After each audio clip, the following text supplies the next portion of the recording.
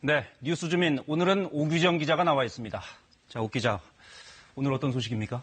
네, 오는 22일 일본 국왕의 즉위식에 이낙연 국무총리가 참석할 것이 유력하다 앞서 네. 리포트에서 전해드렸잖아요. 네. 그런데 이 총리와 즉위식의 인연이 이번이 처음은 아닙니다. 이전 즉위식이 30년 전이죠. 네.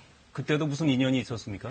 네, 당시 즉위식이 열렸던 1990년 11월 12일자 동아일보 기사를 한번 가져와 봤는데요. 제목은 일왕 즉위식 거행, 그리고 세계 160여국 축하사절단이 참석했다. 네. 그런데 이 기사를 쓴 기자 도쿄의 이낙연 특파원이라고 돼 있습니다. 네.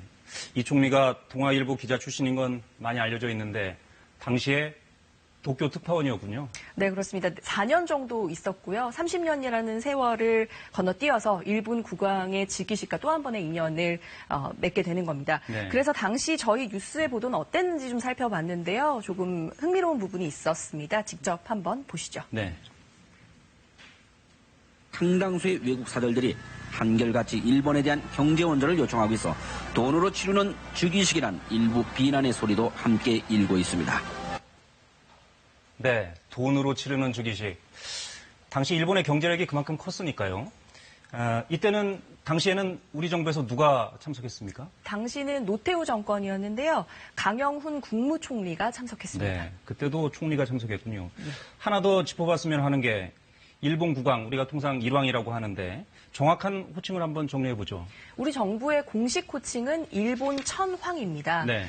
문재인 대통령도 올해 초 대담에서 일본의 새 천황 즉위를 계기로 한일 관계가 발전했으면 좋겠다 이렇게 말하기도 했습니다. 네. 외교부 입장은 해당국의 표현대로 쓰는 게 맞다는 건데요. 그렇다면 천황의 일본식 발음인 덴노라고 해야 된다는 주장도 있습니다. 네.